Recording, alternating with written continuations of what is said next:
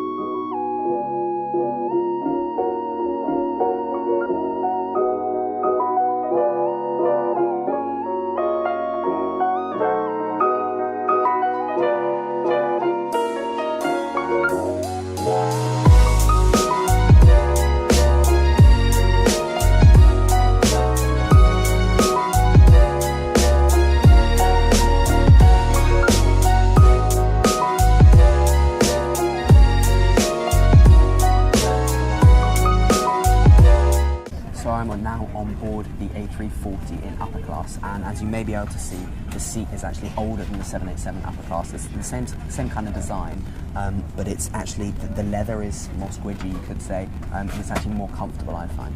So another difference you'll see here is with the IFE, the screen is definitely smaller, and the remote is definitely very old-fashioned. I'll be looking at that in detail during the flight. Seeing as how early it is and how tired I am, I've gone for the welcome drink. I've gone for orange juice, which is fantastic. But I'm going to try as hard as I can to stay non-alcoholic on this flight, and I'm looking to get a lot of sleep. So, as you can see, the screen here is really much smaller than the 787, and if we go down to the remote control here, you can also see that that is very, very old-fashioned. If we push it out, it's actually a completely different design. It's on a spring here, and it has, look at that, and a dial on the bottom. It's very, very old-fashioned and completely shows the difference between the 787 and the A340. One of my favourite features here is the table. They've got that on the A340 and the 787, but they've also got a much nicer reading light. So while the 787's reading light is, the one you push here, it's very, you can't move it very easily, and I find that quite annoying. With this one, it's simple on, simple, simple, simple. Very nice, and you can adapt it. With the one on the 787, it's on, off, and that I don't really like. In the seat pocket down here, we have the safety card, A340-600 that we're on today. We have connecting to the onboard Wi-Fi, also available on the 787, and we also have the same in-flight magazines, and of course the lovely noise-cancelling headphones. These are actually the double-pinned headphones, which definitely shows the age of the A340. So that's annoying, because if you were to take them home, which I'm not sure if you're allowed to, you wouldn't be able to plug them into your own devices. Now in front of me as I got on board, I also have an amenity kit. It's actually a different amenity kit from the one I got on the 787 on Wednesday. It is, I believe, made by Herschel, just like the one on the 787, and I'll be going into more detail of that during the flight, so I can show you what's inside. And finally we have today's menu as well. I'll be going through that in detail, and if you want to see all the pages, be sure to click the link in my bio to see the written review, where you can see all of the details.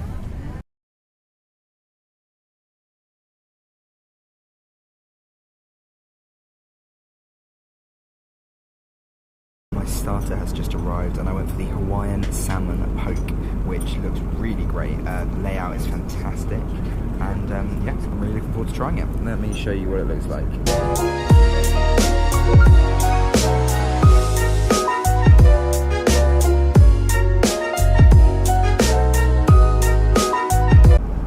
Something I really want to touch on for you guys is something that I didn't actually realise before I flew Virgin Atlantic upper class, and something you probably don't realise either, and that is that the difference between the upper class product on the 787 and the A340 is huge.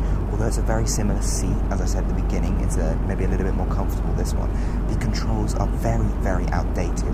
The bar is nowhere near as classy. I'm finding lots of the seat controls don't work so well, especially that screen thing where you have to use the very, very dead remote control. It's just, everything seems a little outdated, and it's like you're flying a very old plane. I mean, I'm on, this A340-600 is 11 years old today, which I guess could account for some of the things, but it's just incredible how different the product on the 787 and the A340 are. So if you're booking a flight on Virgin Atlantic's upper class, you really want to make sure you're hitting that 787 route, or if not, the A330-300 route, which actually has a very similar product to the 787. But in my opinion, I think you've got to leave out the A340, because this product is on the side of being very outdated, which is a very nice way of putting it. So I'm just waiting for my main course, and I thought this is a great opportunity to touch on how do you book this flight, how do you get into Virgin Atlantic upper class. Now, I'm sure if you're going on fare finding like search engines such as Skyscanner or Mondo, or even Virgin Atlantic's website, you're seeing that a revenue fare in upper class can be very expensive. I've seen them with tours to go in the sort of 6,000, 7,000, 5,000, 4,000 region, which is very high, and not everyone can afford that. So my favourite way of flying it would be miles and points. So on off-peak times on the Virgin Atlantic Flying Club website, you can book it for 47,500 miles. Remember that Virgin Atlantic are a direct scheme with American Express at a 1-to-1 ratio. So that's 47,500 American Express miles.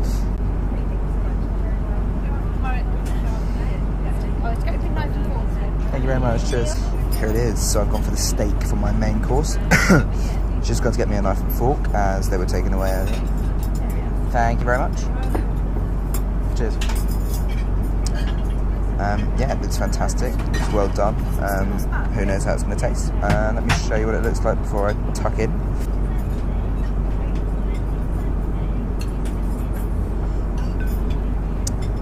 Let's see how it tastes. So I'm about halfway through my steak, guys, and I have to say it is really, really well done. Very tender, not overcooked, not undercooked, really, really good. I'm very happy, actually. And it completely debunks the whole plain food is inedible myth. So, yeah, no, I love it. It's really great.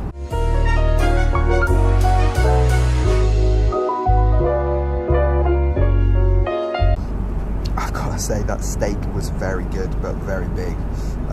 And I'm not sure I'm quite in the state to eat pudding after that, so I think I'm going to give pudding a skip this time.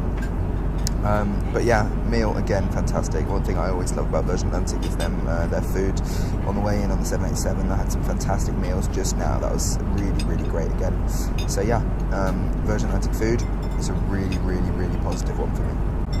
I don't know how often you guys experience this, but when you're eating, it's often very hard to get out the side of your table if there isn't much space. So obviously in this quite narrow seat, there is no space at all. But something I really, really like about this seat is actually that the extension is so big that I'm able to push it back. Got to spill something. So far, has a huge range that actually I can now squeeze out there and go to the toilet or something. Something I really, really hate about lots of business class seats is that once they lay your table for a meal, you're there for about an hour and a half and you can't go to the toilet or anything. Something like Virgin Atlantic, which I love, you can get out at any time, so yeah, top marks for that. So another thing that I have to say has really, really annoyed me on this flight is the lack of power. Now, again, it's been a very long time since I've flown a business class seat where you can't plug your USB devices in or you can't plug your laptop into charge. I'm currently doing some work. My battery's about 10%, about 15 minutes from running out, and I cannot plug it in because I rather stupidly left my US adapter with my family in America, which means I just had a UK plug. I thought Virgin Atlantic is going to have a UK fitting, fair enough. Basically, they don't even have a USB port or a plug, so what they do is they hand out these adapters, and what they do is that they go into, I don't know what kind of socket that is, but they go in just in there, in that red area, and what it is, I guess, it basically just adapts it, but only to an American plug.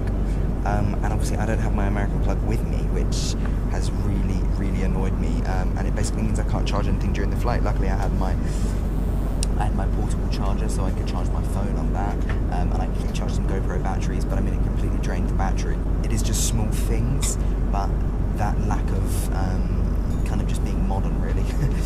And again, 11-year-old aircraft, you can see that. But yeah, it is annoying to see, and very annoying when you're sitting in business class and you can't charge your laptop. So I don't know if you can see on my absolutely terrible monitor, but we are just going over Ireland, which means we are nearly back in London, and I'm still in my pyjamas. But I think that's got to change. I'm getting very weird looks from the crew now as everything starts to get packed away. So I think it's time to finally get changed into my normal clothes. So we're just going over the most eastern point of Ireland and heading into the UK. And so I thought I'd take this opportunity to really sum up how did I find this experience in upper class on the A340. While I love upper class, you know, I love the cheekiness, the sassiness that goes along with Virgin Atlantic. I love all of that. I felt like today's flight had nothing on my earlier 787 flight. I felt like the seat is outdated, especially the in-flight entertainment really annoyed me that you have to use the remote control. The lack of USB power ports was another one. Also the lack of space. This is another issue on the 787 as well. But actually, you know, there is not much space to store your stuff, which can be annoying. Obviously there's overhead bins, but no overhead bins in the middle, so I got on early and bagged my place, which was great. Wi-Fi I didn't use, but it's great to have it on such an old aircraft such as this A340, which is 11 years old. Footstool I really like, that adds to the seat completely, and when converted into a bed I actually had quite a good sleep. My comfort was fantastic, and I slept for a solid 3 hours or something as soon as I got on board. I even slept through takeoff, which is like my favourite part of flying. Obviously sitting in an aisle seat had its drawbacks. Looking out the window is a huge part of flying for me, but on the other hand I think sitting in an aisle seat forced me to sleep, which I really needed, seeing as I didn't sleep at all last night. The seat controls are obviously quite limited. I found actually though that converting into a bed was quicker than on the 787. On the 787 it really goes really slowly down, but on the A340 you literally hold it and it just goes flat down, which is great. So you can get to sleep earlier. As usual, I love the pyjamas. I find Virgin Atlantic pyjamas really nice, very nice feel, cottony. Yeah, I love this reading lamp here, which is much better than the one on the 787 actually, because look, it has a couple of settings, which I really like. Obviously the one on the 787 just has one on-off. Storage area, nice. Remote control, obviously terrible. And yeah, apart from that, don't get me wrong, this has been a good flight. The food was fantastic. The food was really, really nice. The crew were nice. I have to say the crew weren't quite as nice as on my first flight though. I think the morning flight maybe getting to them, and the crew on my last flight were absolutely fantastic. But yeah, no, I've had a great experience, and overall I've had a fantastic trip in New York. Can't complain flying upper class, can you? So yeah, I love upper class. If you're going to fly upper class, don't choose the A340. It is a much older product and it is very outdated. So yeah, if you're flying upper class, as I said previously, look into using your miles, Delta Sky Miles, Virgin Atlantic. I'll be putting an article up on how to book upper class effectively on the website soon. But yeah, look into it, use your Amex miles, and most importantly, choose the 787 or the A330-300 because they are much, much better products. If you guys enjoyed this video, I would really, really love it if you subscribe to my channel, if you liked this video, and if you shared it with your friends, and even drop me a comment below. I'd love to hear what you think. Have you flown the A340 upper class? How do you think it compares to the 787? Maybe you think the A340 is better than the 787. Who knows? Drop me a comment below. I'd love to hear what you guys think. I'd love to also get some feedback on this video. You know, I'm just starting in vlogs, and yeah, I really hope you enjoyed it. So I'll see you guys soon.